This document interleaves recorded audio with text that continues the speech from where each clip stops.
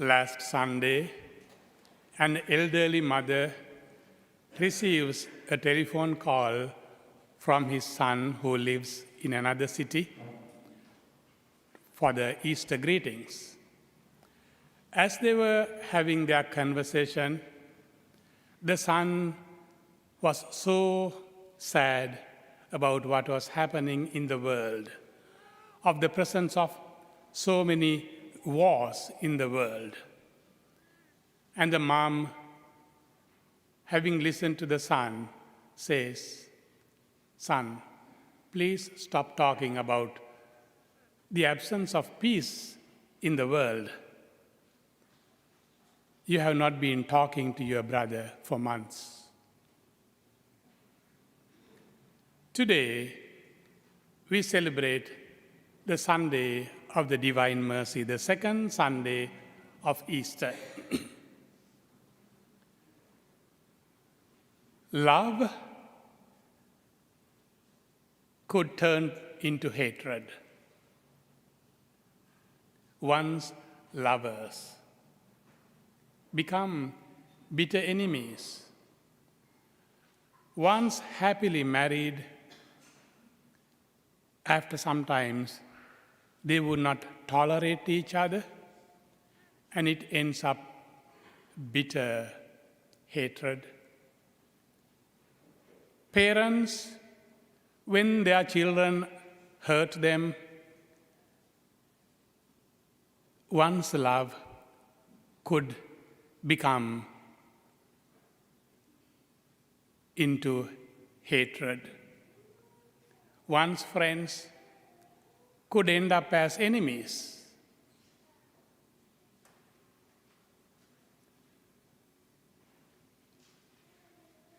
Love could turn into hatred. We may be having that in our own families. We celebrate the Sunday of the Divine Mercy. The little dislike, the little disagreement, the little ignoring, the little segregating, the little profiling and discrimination could end up as a disastrous war. All the wars which are waged in the world have their first beginning in one corner of one's heart, the little thing leading into great bitterness.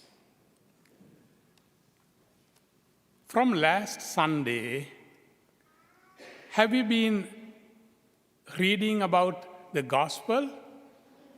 The risen Lord first appears to the women and he tells, "Go to my brothers and tell them that I am alive and that I will be before them in Galilee." So Jesus refers to his disciples, the apostles, who have negated him, who have said that they do not know him. In a way, it is a betrayal, but he calls them his brothers.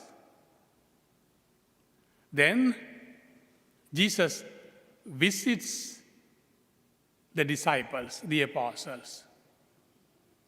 If somebody has an anger, well, Jesus, having risen from the dead, he could have gone, or he would have totally disowned the disciples, or he could have gone to them and criticized them thoroughly for what they have done.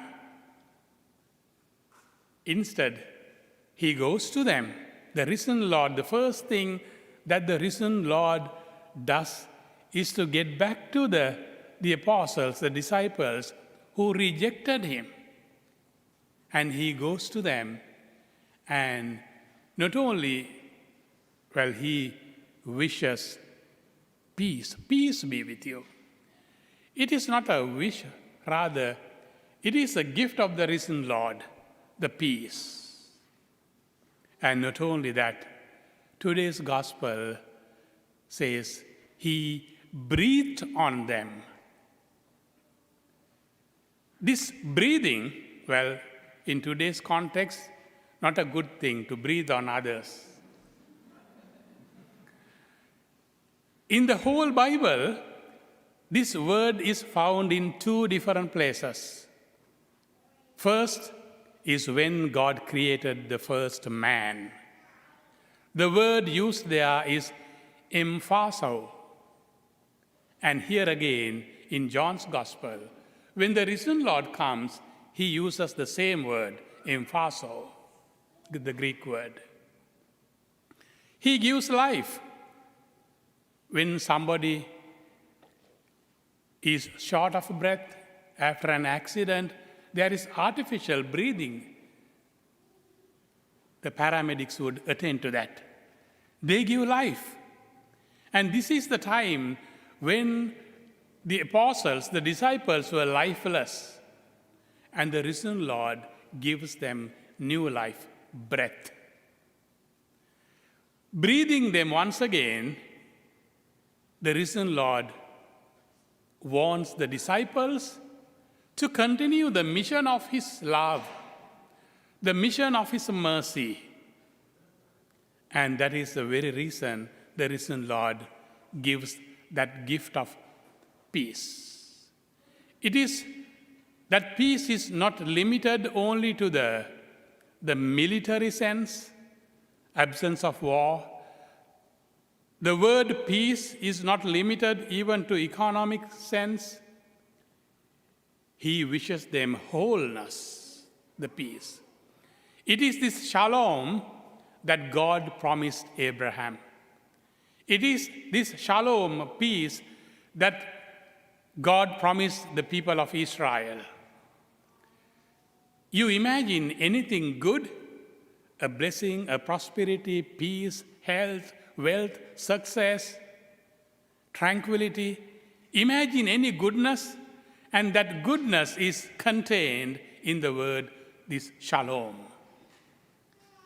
And this is emphaso that gives life, a new life, to the apostles to carry out his mission.